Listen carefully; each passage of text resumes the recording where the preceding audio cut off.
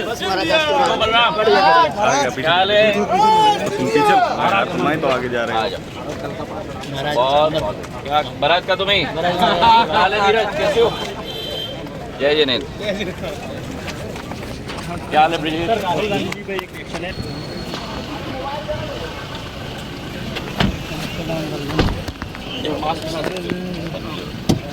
कैसे हो सब लोग, ठीक हो? सर बढ़िया। अशोक जी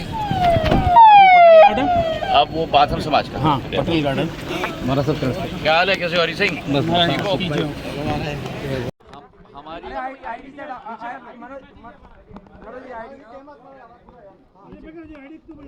हमारी यही कोशिश है और आप लोगों ने भी देखा होगा कि जिस तीव्र गति से हम लोग कार्य कर रहे हैं, चाहे एयरपोर्ट के विषय में हो, चाहे एलिवेटेड रोड के विषय में हो, चाहे बाड़ा के मल्टी लेवल कार पार्किंग की बात हो, चाहे हमारे चंबल की पानी की योजना की बात हो। मैं हर सोमवार को समीक्षा बैठक लेता हूं सारे विकास और प्रगति की योजनाओं की, खासकर जो हमारा एयरपोर्ट है।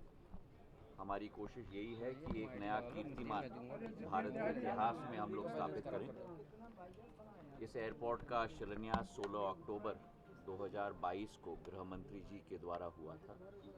साधारण तौर पर देश में इस स्तर का एयरपोर्ट करीब 2.5 से 3 साल लगते हैं उसके निर्माण कार्य के लिए, और हमारा लक्ष्य यही है कि एक नया कीर्तिमान हम लोग स्थापित करें।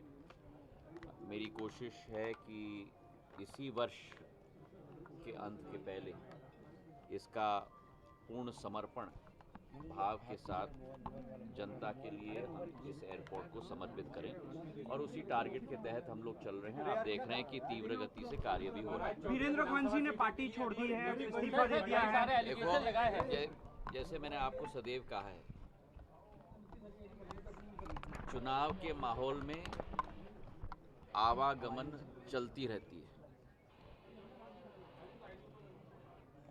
जो परिवर्तन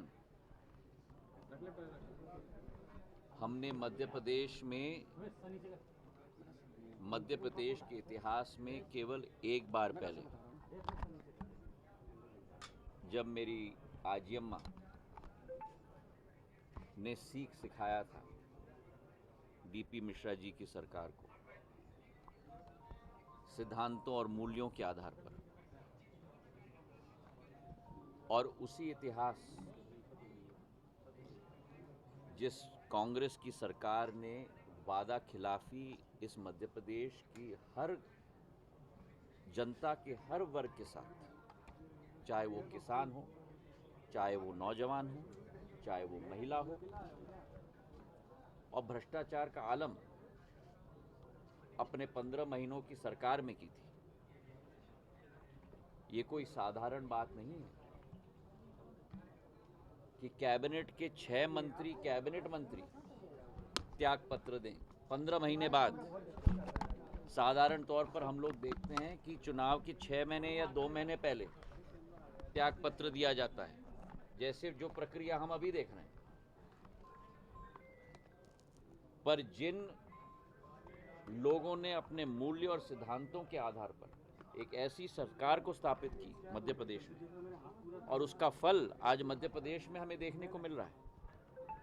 कांग्रेस की सरकार होती तो क्या ये एयरपोर्ट संभव होता?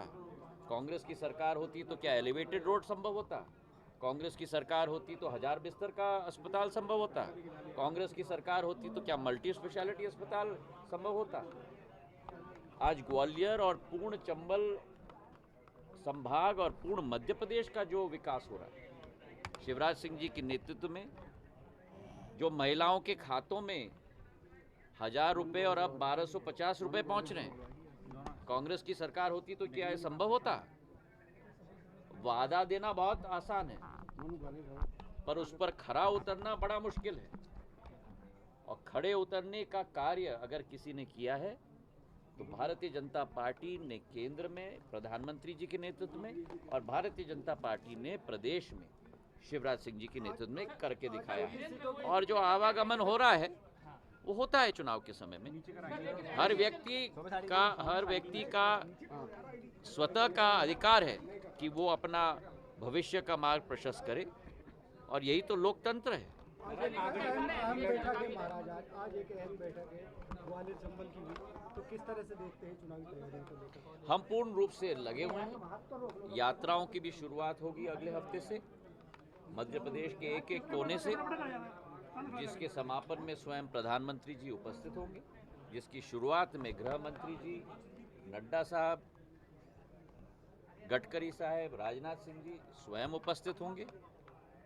मध्य प्रदेश के विकास और प्रगति और जन जन की खुशहाली के लिए भारतीय जनता पार्टी संकल्पित है।